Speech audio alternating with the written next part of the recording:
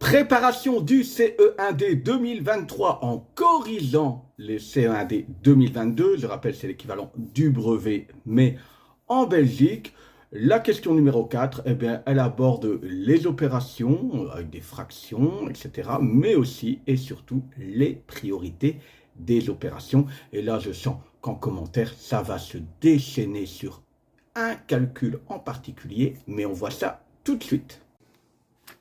Et donc, comme d'habitude, on analyse cette question numéro 4. L'énoncé est simple, calcul, et puis une petite particularité. Toute solution fractionnaire doit être écrite sous forme irréductible. C'est généralement une consigne assez habituelle.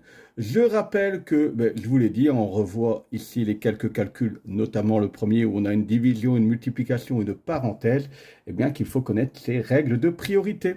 Et pour ceci, il y a un petit moyen mémotechnique qui est le mot PEMDAS, qui ne veut rien dire en soi, mais les lettres, le premier P pour parenthèse,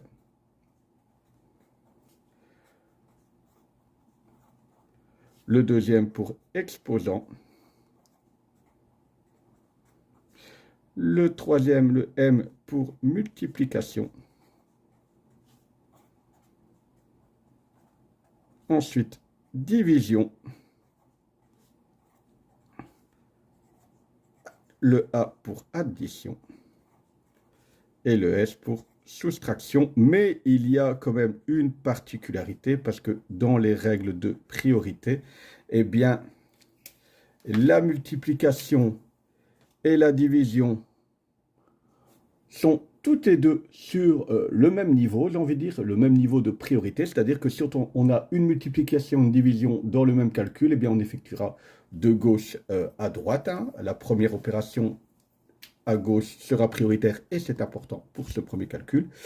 Et puis, l'addition et soustraction, pareil, c'est sur le même niveau d'égalité. Donc, si on a des additions, des soustractions, on fait à ce moment-là le calcul dans l'ordre de gauche à droite. On verra ça dans les exercices. Le premier calcul, 24 divisé par moins 2 fois, parenthèse, moins 3 plus 9. Donc, on regarde priorité aux parenthèses. Donc, je vais d'abord faire moins 3 plus 9. Moi, je te conseille toujours de renoter le calcul, surtout qu'ici, il y avait la place. Donc, 24 divisé par moins 2, ça, je n'y ai pas touché, fois.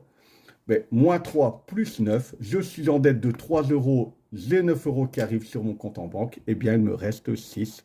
Moins 3 plus 9, ça fait 6. Tu vois, j'ai utilisé des couleurs. Eh bien, maintenant, on analyse une division suivie d'une multiplication. Je vous rappelle, c'est au même niveau de priorité, donc je vais résoudre mon calcul de gauche à droite. Et c'est là que les gens dans les commentaires, je sens, vont se déchaîner.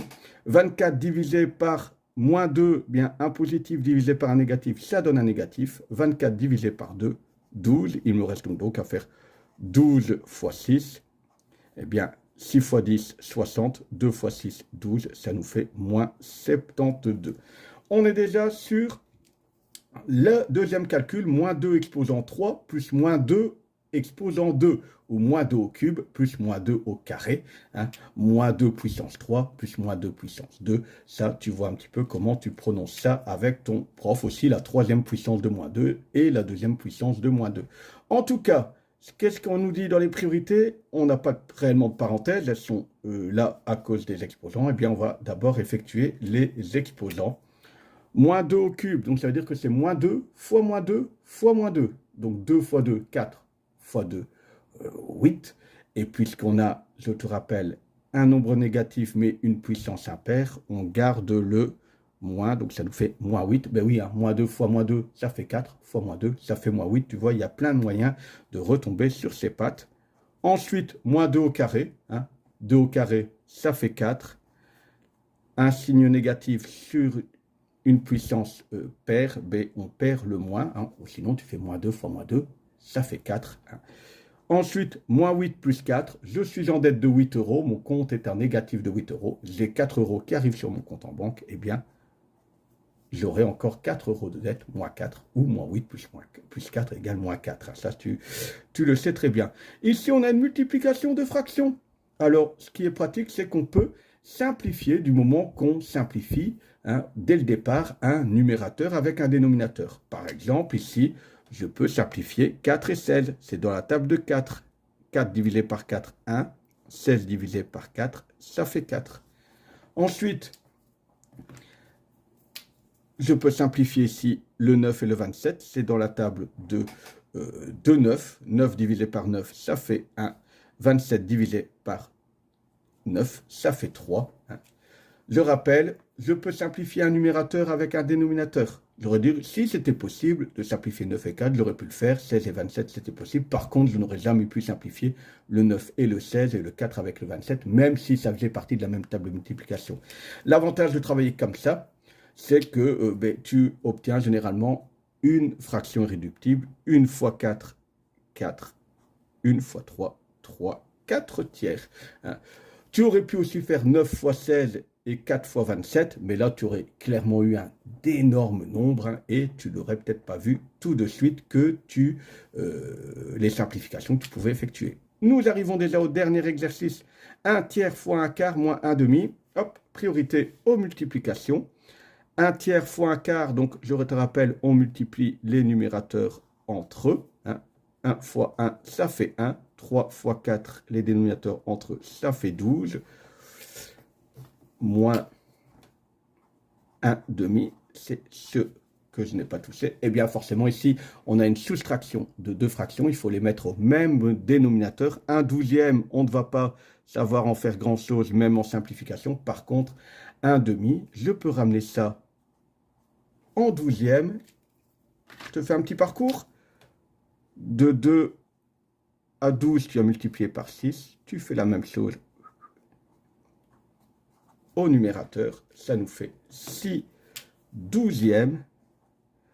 Je te rappelle, quand tu additionnes, quand tu soustrais deux fractions qui sont au même dénominateur, tu recopies le dénominateur commun, ici 12, et tu effectues la soustraction sur le numérateur. 1 moins 6, ça nous fait moins 5. Vous voyez, ici, c'est vraiment le type d'exercice où il faut connaître énormément de règles d'opération, que ce soit sur les fractions, sur les nombres, sur les puissances, etc., etc. Il faut connaître aussi ces règles de priorité. Bref, c'est un exercice qui est très, très complet, donc qui est adoré au CE1D. Ça, tu es vraiment sûr que ça va tomber. Eh bien, c'est déjà terminé pour cette longue question numéro 4. On se retrouve tout de suite pour la conclusion.